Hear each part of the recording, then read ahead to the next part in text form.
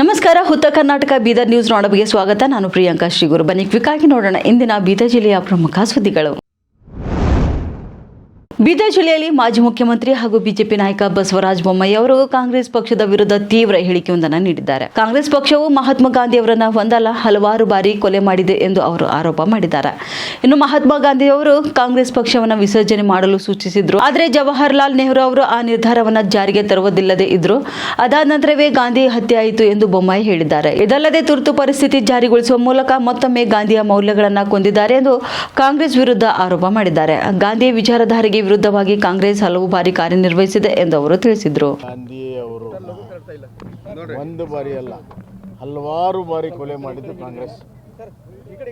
ಕಾಂಗ್ರೆಸ್ಸನ್ನು ವಿಸರ್ಜನೆ ಮಾಡಬೇಕಂತ ಮಹಾತ್ಮ ಗಾಂಧಿ ಹೇಳಿದರು. ಅದನ್ನು ವಿಸರ್ಜನೆ ಮಾಡಲಿಲ್ಲ ನೆಹರು ಅವರು. ಅವತ್ತೇ ಮಹಾತ್ಮ ಗಾಂಧಿ ಕೊಲೆ ಆಯಿತು. ಅದೇ ರೀತಿ ಮಹಾತ್ಮ ಗಾಂಧಿ ಅವರು ಏನು ಪ್ರಜಾತಂತ್ರ ಸಂವಿಧಾನಕ್ಕೇನು ಒಪ್ಕೊಂಡಿದ್ರು ಅದಕ್ಕೆ ಅಪಚಾರವನ್ನು ಎಮರ್ಜೆನ್ಸಿ ಮಾಡಿದ ದಿವಸ ಇನ್ನೊಂದು ದಿವಸ ಕೊಲೆ ಆಯಿತು. ಈ ಥರ ಹಲವಾರು ಬಾರಿ ಮಹಾತ್ಮ ಗಾಂಧಿಯ ವೈಚಾರಿಕ ವಿರುದ್ಧವಾಗಿ ಕೆಲಸ ಮಾಡಿರುವಂಥ ಕಾಂಗ್ರೆಸ್ಸು ಹಲವಾರು ಬಾರಿ ಮಹಾತ್ಮ ಗಾಂಧಿಯನ್ನು ಕೊಲೆ ಮಾಡಿದೆ, ಒಂದು ಸತಿ ಅಲ್ಲ. ಎರಡನೇದಾಗಿ ರಾಮ ಮತ್ತು ಮಹಾತ್ಮ ಗಾಂಧಿನ ಬೇರ್ಪಡಿಸುವಂಥ ಕೆಲಸ ಮಾಡುವಂಥ ಪಾಪ ಕಾಂಗ್ರೆಸ್ ಮಾಡ್ತಾಯಿದೆ. ರಾಮ ಬೇರೆ ಅಲ್ಲ, ಮಹಾತ್ಮ ಗಾಂಧಿಯ ಆತ್ಮ ರಾಮನ ಹೆಸರು ಹೇಳ್ತದೆ. ಅವ್ರ ಕೊನೆ ಗಳಿಗೆಯಲ್ಲೂ ಕೂಡ ಅದನ್ನೇ ಹೇಳಿರೋದು. ಅದಕ್ಕೆ ರಾಮನ ವಿಚಾರವನ್ನೇ ಮಹಾತ್ಮ ಗಾಂಧಿ ಜೀವನಡಿ ಪ್ರತಿಪಾದಿಸಿದ್ರು. ಅದಕ್ಕೆ ರಾಮರಾಜ್ಯ ಅನ್ನುವಂಥ ಮಾತನ್ನು ಅವ್ರು ಹೇಳಿದರು. ಹೀಗಾಗಿ ಮಹಾತ್ಮ ಗಾಂಧಿ ಅಂತರಾತ್ಮದಲ್ಲಿರುವಂಥ ರಾಮನನ್ನೇ ನಾವು ಹೆಸರಿಟ್ಟಿದ್ದೇವೆ ಹೊರತಾಗಿ ಮಹಾತ್ಮ ಗಾಂಧಿಗೆ ಅಷ್ಟೇ ಗೌರವ ಇದೆ ಯಾವತ್ತೂ.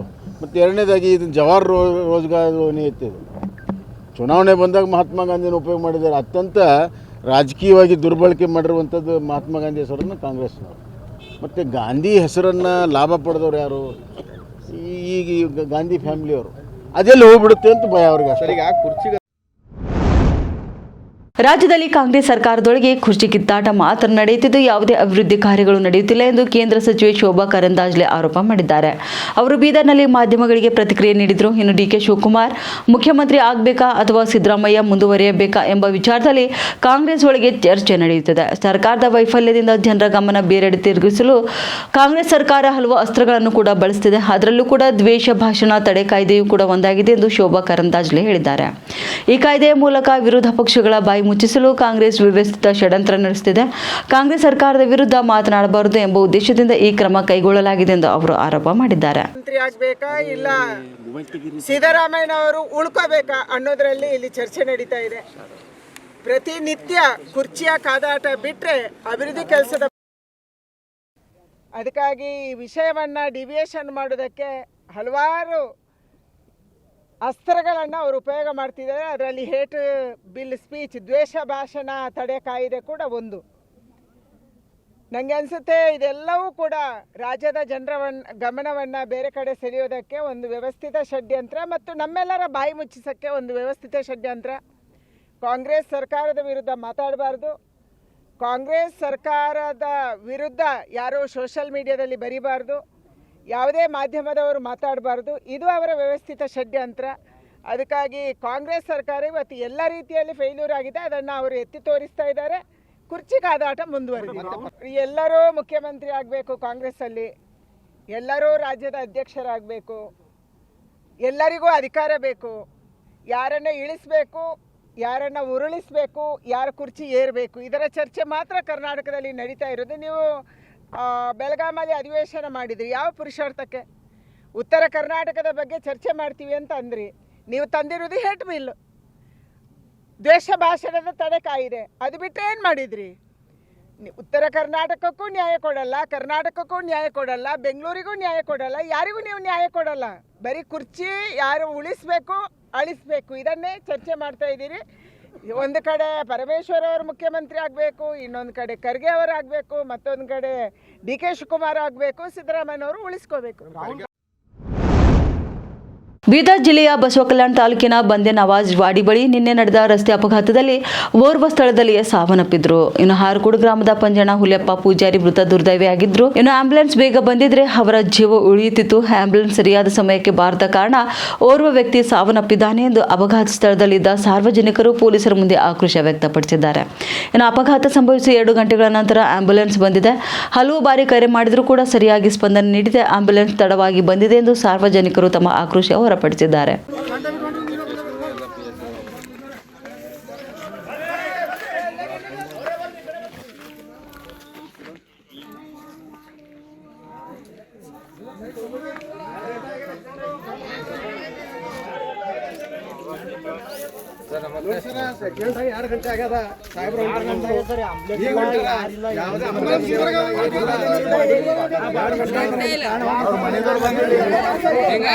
ಹೆಂಗ್ ಮಾಡ್ಲಿ ಸರ್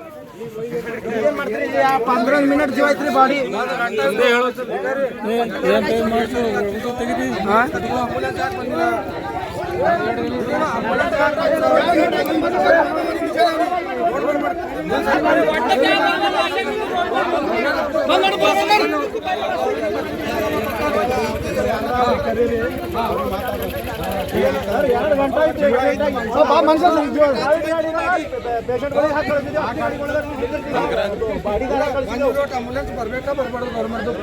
ಜೀವ ಹೋಗ್ಯಾವ ಜೀವ ಕಿಮ್ಮತ್ತಿಲ್ಲ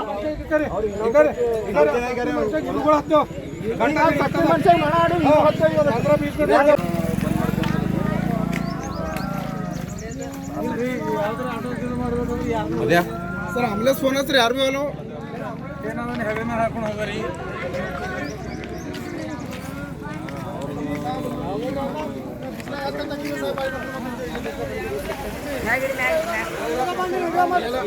ಈಗ ಇವ್ರದೆಲ್ಲ ಹೊಸ ಬಂದು ಹೈಯರ್ ಆಫೀಸರ್ ಬಂದಾಗೆ ಇವರು ಗಡ್ಬಡಿ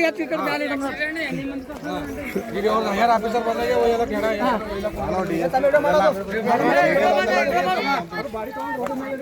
ಬಾಡಿ ಮಾಡ್ತಾ ಪೂಜಾನೆ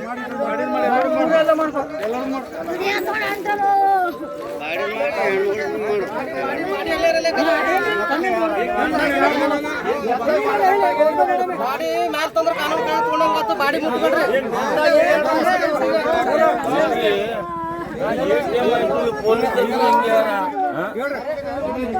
दिमाग खराब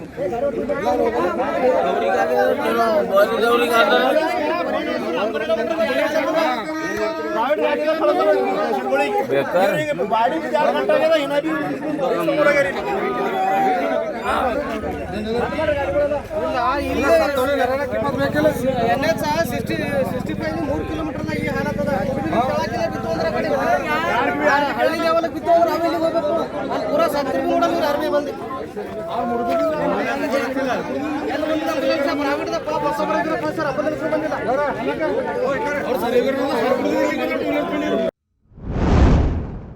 ಕಾಂಗ್ರೆಸ್ ಪಕ್ಷದಲ್ಲಿ ಕುರ್ಚಿ ಕಿತ್ತಾಟ ತೀವ್ರವಾಗಿದ್ದು ಅಲ್ಲಿ ಈಗ ಹೈಕಮಾಂಡ್ ಇದೆ, ಆದರೆ ಕಮಾಂಡ್ ಇಲ್ಲ ಎಂದು ಮಾಜಿ ಮುಖ್ಯಮಂತ್ರಿ ಬಸವರಾಜ ಬೊಮ್ಮಾಯಿ ಅವರು ವ್ಯಂಗ್ಯವಾಡಿದ್ದಾರೆ. ಅವರು ಬೀದರ್ನಲ್ಲಿ ಮಾಧ್ಯಮಗಳೊಂದಿಗೆ ಮಾತನಾಡಿದರು. ಇನ್ನು ಸಿಎಂ ಬದಲಾವಣೆ ಕುರಿತು ಹೈಕಮಾಂಡ್ ತೀರ್ಮಾನ ಮಾಡುತ್ತದೆ ಎಂದು ಖರ್ಗೆ ಅವರು ಹೇಳಿದರು. ಇತ್ತೀಚೆಗೆ ಇಲ್ಲಿನ ಸಮಸ್ಯೆಗಳನ್ನು ನೀವೇ ಬಗೆಹರಿಸಿಕೊಳ್ಳಿ ಎಂದು ಹೇಳಿರುವುದು ಕೂಡ ಕಾಂಗ್ರೆಸ್ನ ಗೊಂದಲವನ್ನು ತೋರಿಸುತ್ತಿದೆ ಎಂದು ಬೊಮ್ಮಾಯಿ ಹೇಳಿದ್ದಾರೆ. ಕಾಂಗ್ರೆಸ್ನಲ್ಲಿ ಹೈಕಮಾಂಡ್ ಈಗ ಹೈಕಮಾಂಡ್ ಆಗಿ ಉಳಿದಿಲ್ಲ. ಕಾಂಗ್ರೆಸ್ ಹೈಕಮಾಂಡ್ 2 ಭಾಗಗಳಾಗಿ ಬಿಟ್ಟಿದೆ. ಇದರಿಂದ ಇಷ್ಟು ದಿನ ಕಾಂಗ್ರೆಸ್ ಹೈಕಮಾಂಡ್ ದುರ್ಲಾಭ ಪಡೆದುಕೊಂಡಿದೆ ಎಂದು ಅವರು ಆರೋಪ ಮಾಡಿದ್ದಾರೆ.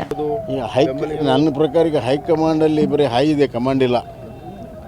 ಯಾಕಂದರೆ ಮಲ್ಲಿಕಾರ್ಜುನ್ ಖರ್ಗೆ ಅವರು ಬೆಂಗಳೂರಿನಲ್ಲಿ 1 ತಿಂಗಳಿಂದ ಏನು ಹೇಳಿದರು, ಎಲ್ಲ ವಿಚಾರ ನಾವು ಹೈಕಮಾಂಡಲ್ಲಿ ಮಾಡ್ತೀವಿ, ತೀರ್ಮಾನ ಮಾಡ್ತೀವಿ ಅಂತ ಬೆಂಗಳೂರಿನಲ್ಲಿ ಅವತ್ತು ಹೇಳಿದರು. ನಿನ್ನೆ ಗುಲ್ಬರ್ಗದಲ್ಲಿ ಏನು ಹೇಳಿದ್ದಾರೆ, ಇಲ್ಲಿಲ್ಲ, ಈ ಸಮಸ್ಯೆ ಇಲ್ಲಿದೆ, ನೀವೇ ಬಗೆಹರಿಸ್ಕೋಬೇಕು, ನಮ್ಮದೇನು ಸೃಷ್ಟಿ ಮಾಡ್ತಾ ಇಲ್ಲ, ಇಲ್ಲೇ ಬಗೆಹರಿಸ್ತೇವೆ ಅಂತ. ಅಂದರೆ ಹೈಕಮಾಂಡಾಗಿ ಉಳಿದಿಲ್ಲ. ಮತ್ತು ಅಲ್ಟಿಮೇಟ್ಲಿ ಹೈಕಮಾಂಡ್ ಅಂತಂದರೆ ಅವತ್ತೇ ಖರ್ಗೆಯವರು ಹೇಳಿದರು, ಇಲ್ಲ ಇದು ಸೋನಿಯಾ ಗಾಂಧಿ ರಾಹುಲ್ ಗಾಂಧಿ ಬಗೆಹರಿಸ್ತಾರೆ ಅಂತ. ಈ ಥರ ಹೈಕಮಾಂಡಲ್ಲಿ 2 ಭಾಗ ಆಗಿದೆ. ಹೈಕಮಾಂಡ್ ಇದರ ದುರ್ಲಾಭವನ್ನು ಇಷ್ಟು ದಿವಸ ತೊಗೊಂಡಿದೆ. ಈಗ ಮೈ ಮೇಲೆ ಬಂದ ಮೇಲೆ ಅದರ ಜವಾಬ್ದಾರಿ ನುಣಿಸ್ಕೊಳ್ತಾ ಇದೆ. ಆದರೆ ಇದರೆಲ್ಲ ಒಟ್ಟು ಪರಿಣಾಮ ರಾಜ್ಯದ ಅಭಿವೃದ್ಧಿ ಮೇಲೆ, ರಾಜ್ಯದ ಜನರ ಸಂಕಷ್ಟವನ್ನು ನಿವಾರಣೆ ಮಾಡ್ತಿಲ್ಲ. ರೈತರ ಸಂಕಷ್ಟದಲ್ಲಿದ್ದಾರೆ. ಬೆಳೆ ಪರಿಹಾರ ಸರಿಯಾಗಿ ಸಿಗಲಿಲ್ಲ, ಕಬ್ಬಿಂದು ಸರಿಯಾಗಿ ಸಿಗಲಿಲ್ಲ, ಮೆಕ್ಕೆಜೋಳ ಖರೀದಿ ಮಾಡಿಲ್ಲ, ಹಲವಾರು ಸಮಸ್ಯೆಗಳಲ್ಲಿ ಇವತ್ತು ಯಾವುದಕ್ಕೂ ಕೂಡ ಸ್ಪಂದನೆ ಇಲ್ಲ. ಎಲ್ಲ ವರ್ಗದ ಜನ ಇವತ್ತು ನೊಂದಿದ್ದಾರೆ. ಇವನ್ ನೌಕರದಾರರು ಕೂಡ ಭಾಳಷ್ಟು ನೊಂದಿದ್ದಾರೆ. ಆದರೆ ಇದಕ್ಕೆ ಯಾವುದೂ ಕೂಡ ಸ್ಪಂದನೆ ಇಲ್ಲ. ಎಲ್ಲ ತೇಪೆ ಹಚ್ಚೋ ಕೆಲಸವನ್ನು, ತಾತ್ಕಾಲಿಕ ತೇಪೆ ಹಚ್ಚೋ ಕೆಲಸವನ್ನು ಸರ್ಕಾರ ಮಾಡ್ತಿದ್ದ ಹೊರತಾಗಿ ಯಾವ ಕೆಲಸ ಮಾಡ್ತಿಲ್ಲ. ಅವ್ರಿಗೆ 24 ತಾಸಲ್ಲಿ 20 ತಾಸು ಬರೀ ಕುರ್ಚಿ ಒಬ್ರು ಉಳಿಸ್ಕೊಳ್ಳೋದಕ್ಕೆ, ಒಬ್ರು ಕಸ್ಕೊಳ್ಳೋಕ್ಕೆ. ಇದಕ್ಕೆ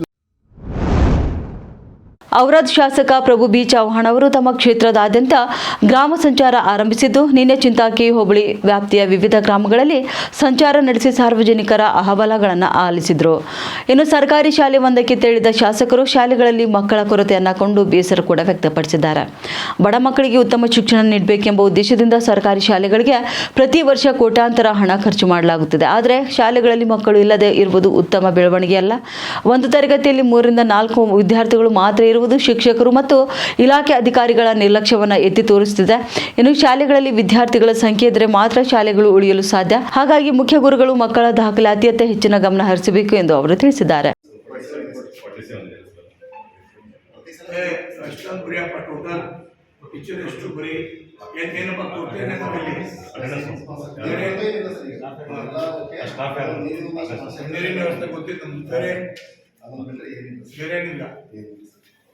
ಟೀಚರ್ ಏನು ತೊಂದರೆ ಇಲ್ಲ. ಈಗ ಬಿಸಿಲಿನ ಪ್ಲಾಂಟ್ ಎಲ್ಲ ಚಾಲು ಮಾಡಿಸ್ಬಿಟ್ರಿ ಸರ್. ವಾಟರ್ ಬಿಲ್ ಚಾಲು ಸ್ಟಾರ್ಟ್ ಆಗಿದೆ. ಶೌಚಾಲಯ ಕ್ಲೀನ್ ಮಾಡಿದೆ. ಎಲ್ಲ ಸ್ವಚ್ಛ ಸರ್. ಫುಲ್ ನೋಡ್ತೀನಿ. किती 2 3 4 नाही 4 कमी नील कवच व्यू यार 10th ನೋಡಿ ಜನ ಅದಕ್ಕೆ ಒಂದು ಟೈಮ್ ಒಂದು absent ಎಲ್ಲ ಬಟ್ ಅದರಿಂದ ಬರ್ಕು ಪಾಸ್ ಆಗಂಗಾರೆ 5 ಒಂದು ಮತ್ತೆ ಮಂತ್ ಅಂದ್ರೆ 6 ಜನದಾಗ 6 ಪಾಸ್ ಆಗ್ತಾರ. 6 ಅಥವಾ 5 ನಿಶ್ಚಿತ बरं बिओरे 14 लाख रुपये साहेब ठेवलेत काम. आता पोरं कमी आहेत, कसं करावं.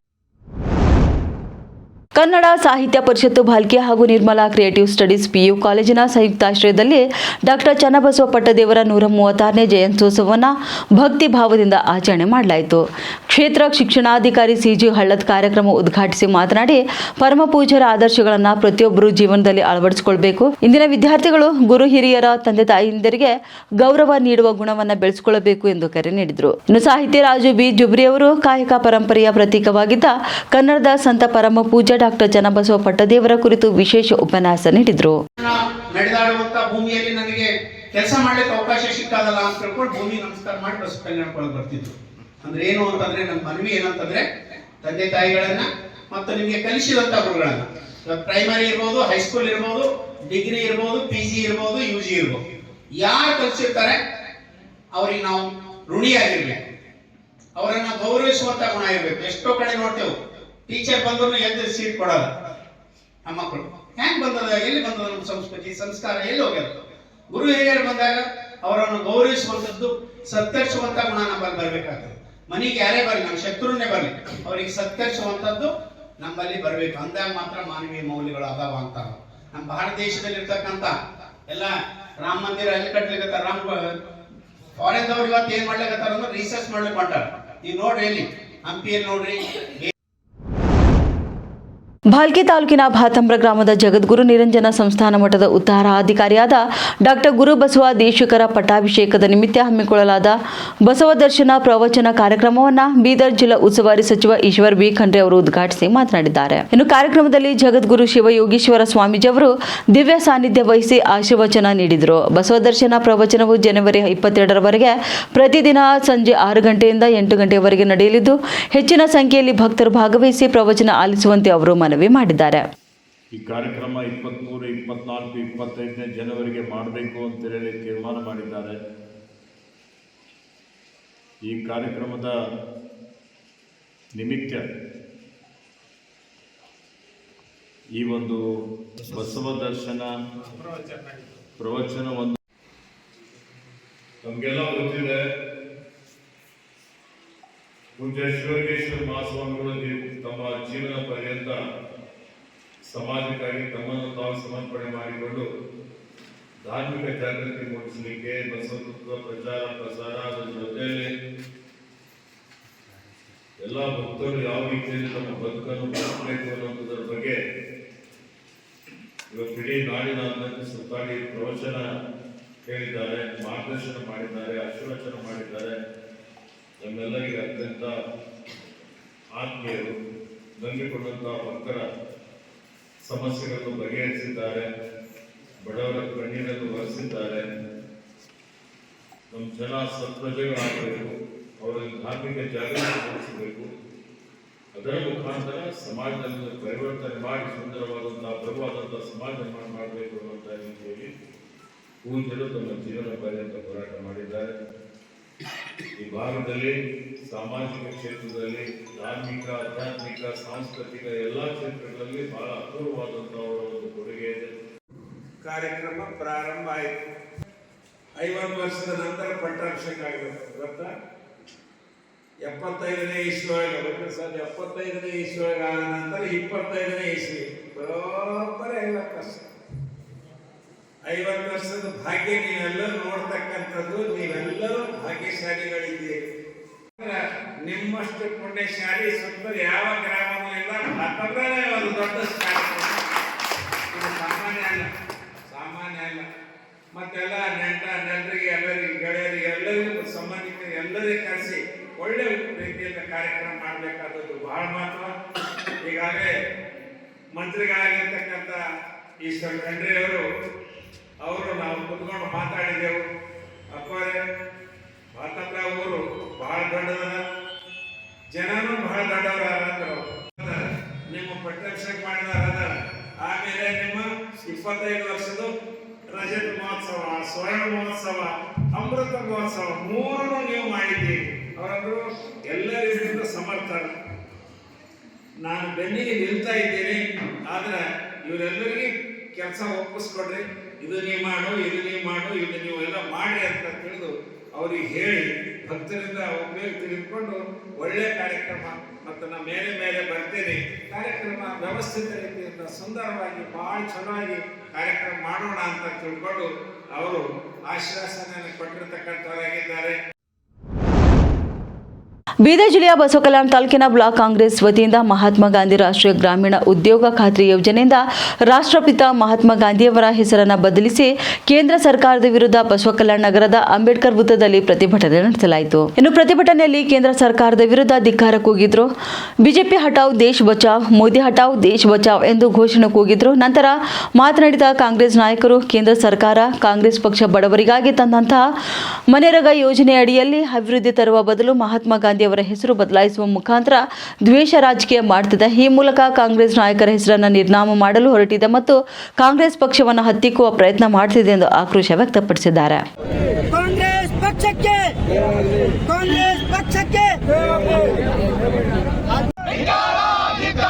ಕೇಂದ್ರ ಬಿಜೆಪಿ ಸರ್ಕಾರಕ್ಕೆ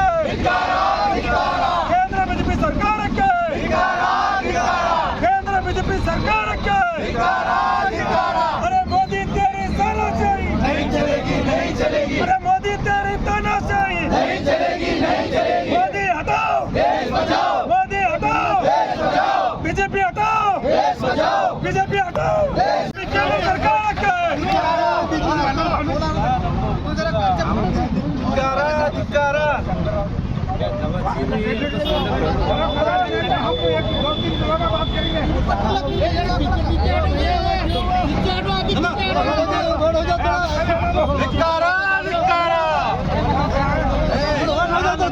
और कोई तो हम कांग्रेस वाले 100 दिन करें, आप 200 दिन उसको बढ़ाओ भाई. हम गरीब लोगों को दो, वो सब छोड़ कर वो इंसान देश के लिए, देश के गरीबी को देखकर अपने आंख के ऊपर के कपड़े समुंदर फेंके तो आदमी का नाम तुम बदल रहे हो. आखिर करना क्या चाह रहे हो? महात्मा गांधी के बारे में जो भी इंसान गलत करे वो देश के लिए सबसे बड़ा गलती है. ये सच्चाई क्या है? महात्मा गांधी जब बैरिस्टर होकर हिंदुस्तान आए, ಅದೆಲ್ಲ ಬಿಟ್ಕೊಟ್ಟು ಇದು ಹೆಸರು ಅಳಿಸ್ಬೇಕಂದ್ರೆ ಏನು ಕಾಂಗ್ರೆಸ್ದವರಿಗೆ, ಕಾಂಗ್ರೆಸ್ ಲೀಡರ್ಗಳಿಗೆ ನಿರ್ಣಯ ಮಾಡಿದ್ರೆ ದೇಶ ದೊಡ್ಡದಾಗಲ್ಲ. ನಿರ್ಣಯ ಯಾವುದೇ ಮಾಡಬೇಕಾದ್ರೆ ನಾವು ಮಾಡುವಂಥ ಕೆಲಸ ಹೆಚ್ಚು ಮಾಡಿ ತೋರಿಸ್ರಿ. ಕಾಂಗ್ರೆಸ್ ಅವ್ರು ಏನು ಮಾಡಿದೆವು? ನಾವು 20 ಕಂಪನಿ ಮಾಡಿದೆವು ಅಂದ್ರೆ 40 ಕಂಪನಿ ಮಾಡಿರಿ. ನಾವು 100 ಜನರಿಗೆ ಕೆಲಸ ಕೊಟ್ಟಿದ್ದೇವೆ ಅಂದ್ರೆ 1000 ಜನರಿಗೆ ಕೊಡ್ರಿ. ಅದು ಎಲ್ಲ ಬಿಟ್ಕೊಟ್ಟು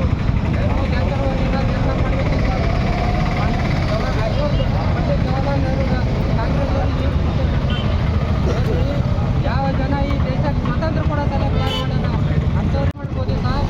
ಈ ದೇಶಕ್ಕೆ ಇದ್ದಂಥ ನಿರುದ್ಯೋಗ ಮುಕಾಬಲ ಮಾಡಿ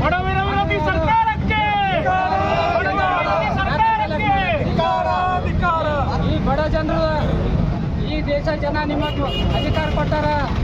ಕಾಂಗ್ರೆಸ್ದಾಗ 400 ಜನ MP ಇದ್ದು ಈ ದೇಶಕ್ಕೆ ನಮ್ಮ 50 ಈಗ ಪಕ್ಷ 20 ಜನ ಕೇಳ್ಬಿಟ್ಟೆ ಮತ್ತೆ ಬೆಳಿಬೇಡ್ರಿ.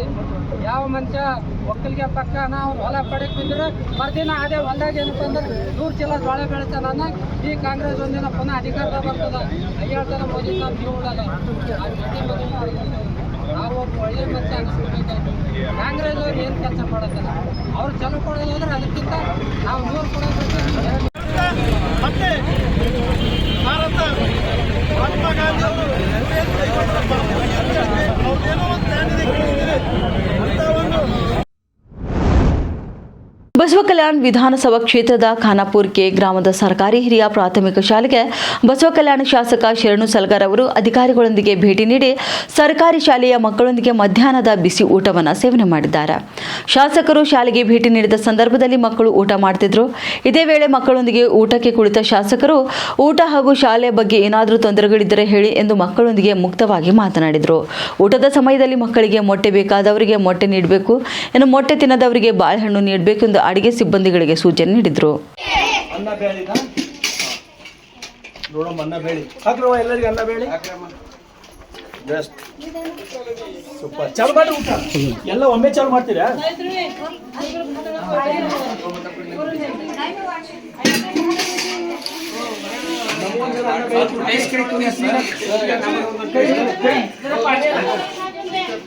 ಅಲ್ಲಿ ಒಳಗೆ ಬರ್ತೀವಿ, ಒಳಗೆ ಬಂದ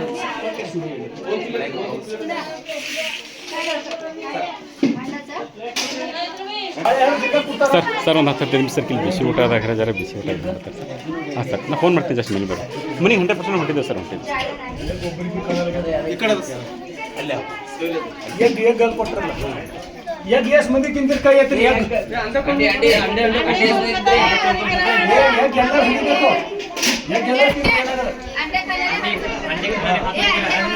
अंडे खाना रे हाथ वर करा.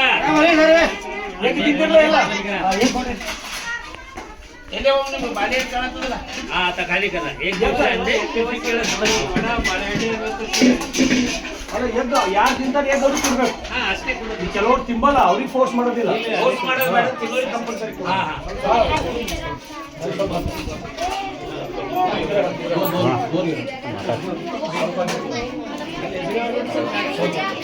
ಅಷ್ಟೇ ಸರ್.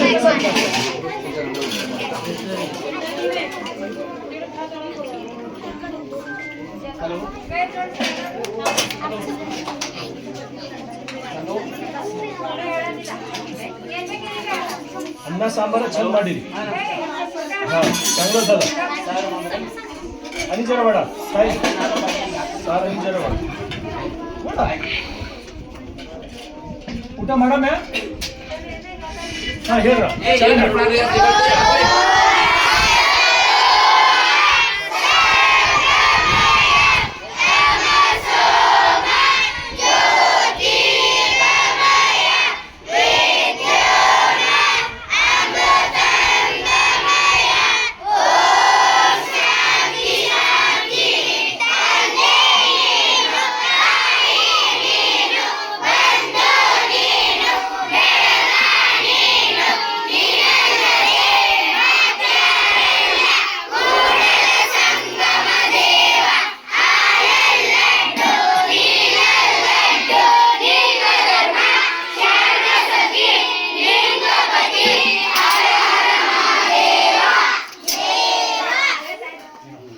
चालू मार. हां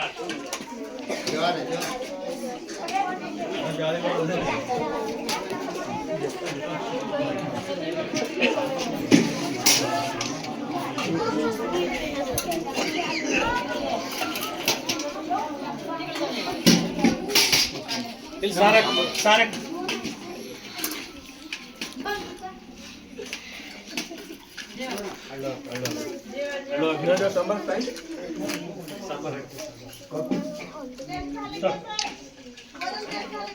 एकदम चांगलं भारी.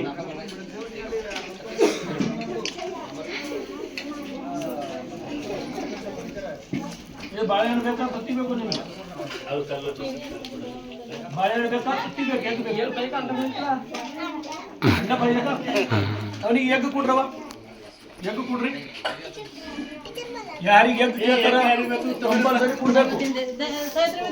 ಹಾ ಕೊಡ್ರಿ. या तुम्ही काय तुम्ही ओके द्या पूर्ण अंडे हां फोन घेऊन त्यांना द्या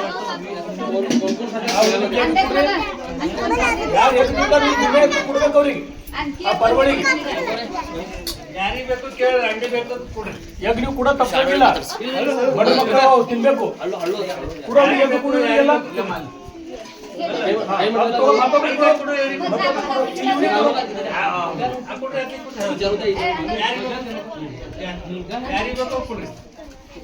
ಕೇಳ್ಕೊಡ್ರಿ, ಕೇಳ್ಕೊಡ್ರಿ, ಗಡಬಡ ಮಾಡ್ಬೇಡ್ರಿ. तुम्ही भागाची घेऊन